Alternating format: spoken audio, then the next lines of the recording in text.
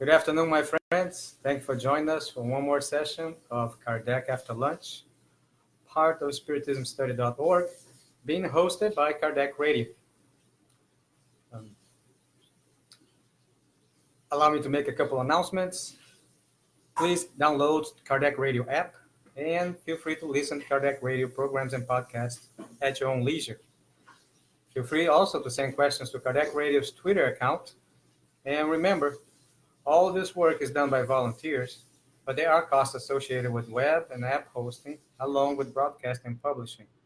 So if you're able to, please be kind and donate so this work of love may continue for many years to come. God bless.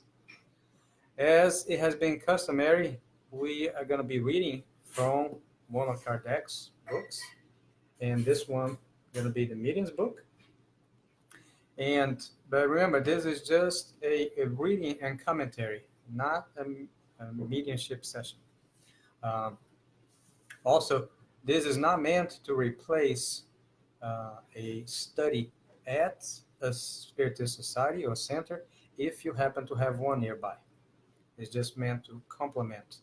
Additionally, at spiritismstudy.org or a website or a Facebook page, we have volunteers who have dedicated their knowledge and time and published their availability. So if you like to study with one of those volunteers, you're free, always free, to schedule or book a study session where you can discuss a specific topic of the Spiritist doctrine. I recommend you follow along or reading.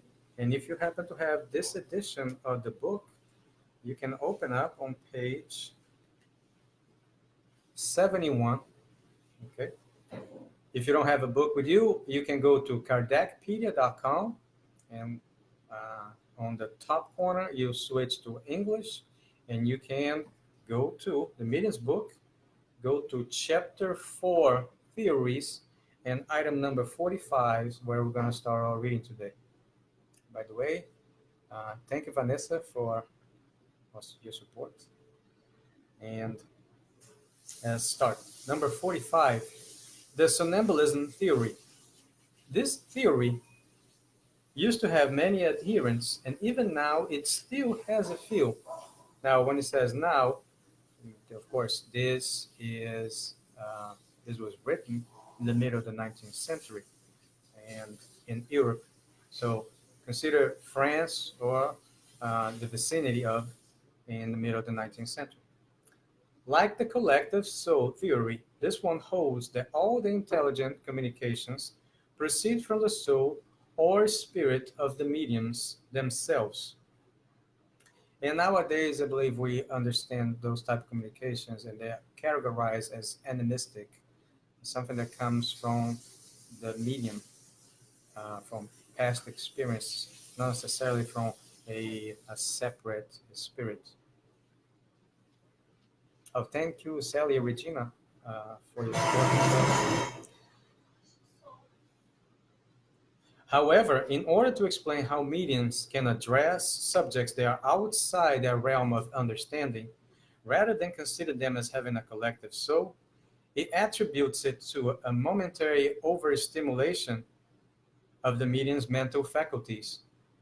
In other words, a sort of somnambulistic or static state that excites and develops their intelligence.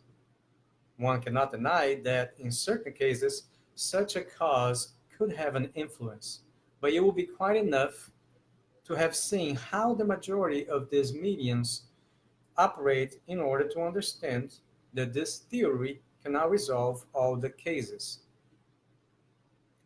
It is the exception rather than the rule. So Kardec goes on, and we're going to continue reading, but Kardec goes on in this part where he talks about theories.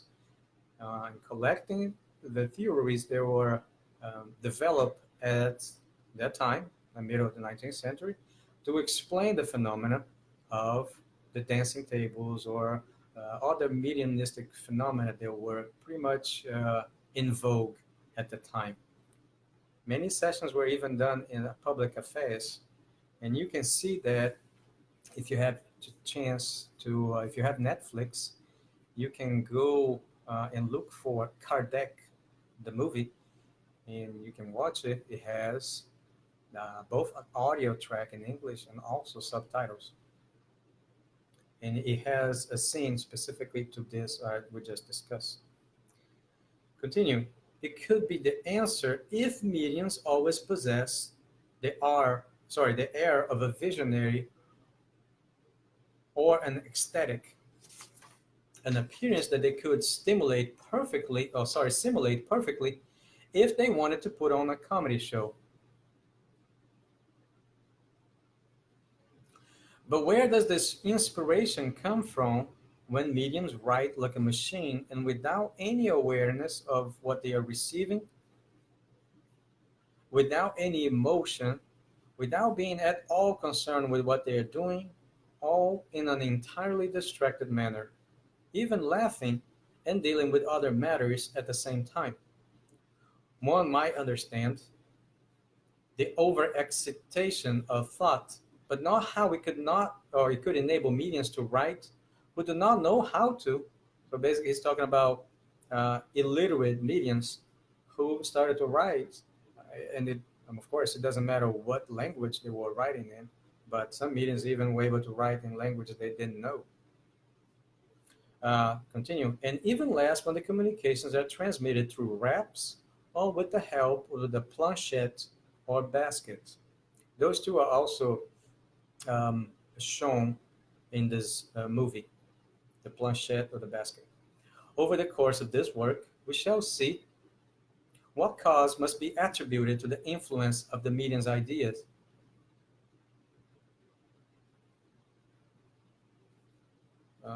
Sorry. But the cases in which the outside intelligence is revealed through uncontestable signs are so numerous and obvious that they can leave no doubt as to their true origin. The error of most of the theories that appear at the beginning of Spiritism lay in the drawing of generalized conclusions from a few isolated incidents. Basically, what's Kardec saying?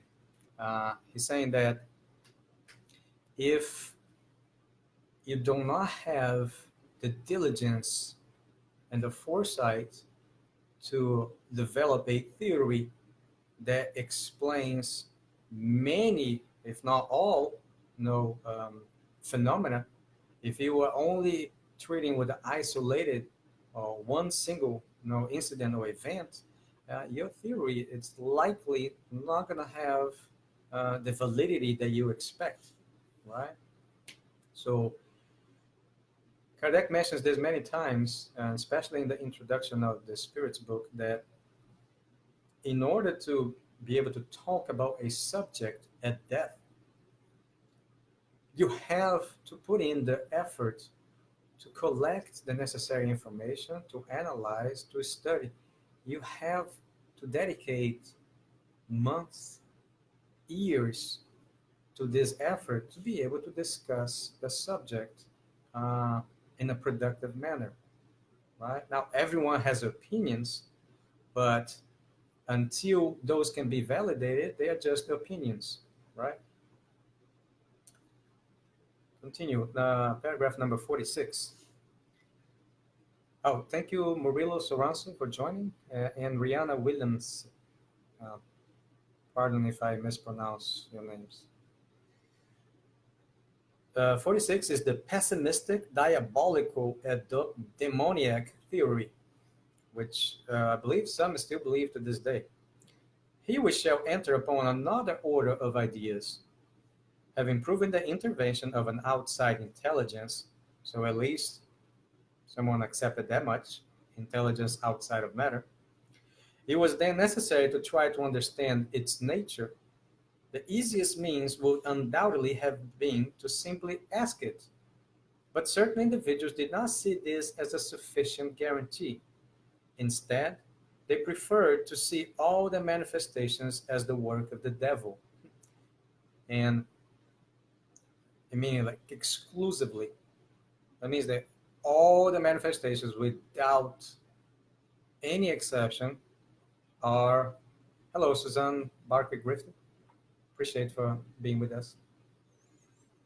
Also, for the audience, feel free to send in questions, comments, or suggestions. If you would like those to be public, you feel free to click on Spiritism Study link. We'll take you to a page and where you can send them privately if you wish so. Now, continuing, according to them, only the devil or demons could communicate in such a manner. Although this theory is little accepted nowadays, it enjoys some credit for a while in virtue of the special character of those who sought to make it prevail. We would point out, ironically, that the adherents of the demonic theory should not be regarded as being among Spiritism adversaries. And see how he's going to explain this. But rather just the opposite. Whether they are demons or angels, the beings who communicate are always incorporeal. Thus, admitting the manifestations of demons is the same as admitting the possibility of communicating with the invisible world, or at least with a segment of their world, right?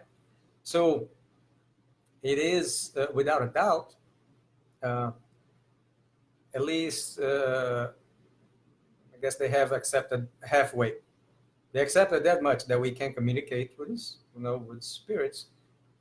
Those adherents of this theory just believe that those spirits who communicate are exclusively evil in nature, and that means that for whatever reason, the good ones are not allowed to communicate. That doesn't make much sense, right? But we're going to continue reading and find out more about it from Kardec. As unreasonable as it may be, believing that such communications are the exclusive product of demons would not appear to be impossible as long as the spirits were considered as beings who were created outside the scope of humankind. However, since we know that spirits are only the souls of those who have already lived, this theory has lost all of its prestige, and one might add, all likelihood of being true. For it would mean that all such souls are demons, whether they are the souls of fathers, children, or friends, and that we ourselves will become demons when we die. Thank you, Mai, for joining too. Love you. Sorry. Consequently, to many people, it is not a very flattering or consoling doctrine. It will be very difficult to convince a mother that a dear child whom she had lost, and who after death came to provide her with proof of its affection and identity, was actually a fiend instead. Right? So basically, of all those communications that have been received, many privately, many publicly, what consolation can you take from this type of communication if you were to believe that all of them were given by evil spirits intent on deceiving? Let's continue reading. It is true that among spirits there are those who are quite evil and who deserve no more than to be called demons. And for a very simple reason, there are humans who are quite evil, and death brings them no immediate improvement. So he's not saying that demons exist, but some have the mistaken notion that with death comes enlightenment, and there is not. It's not the case. Or senses or abilities a little, let's say, freer, if I can put it that way. As some say, is like we get delivered from the prison of flesh, but you do not improve like your virtue. You do not acquire virtues that you did not have. The issue is to know whether it is only they who can communicate with us. To those who believe so, we would propose the following questions. 1. Are there good and evil spirits? 2. Is God more powerful than evil spirits or demons, if you prefer? 3. Affirming that only evil spirits communicate is the same as saying that good spirits cannot. We're getting to the end of our allotted time, and we're actually going to reread this section next week. But I thank to each and every one of you who have dedicated those 15 minutes of time to join us in this session. And remember, you can find more about the other initiatives of spiritismstudy.org on our Facebook page or our website. Thank you, Kardec Radio, for hosting us. And until next time, Godspeed to all.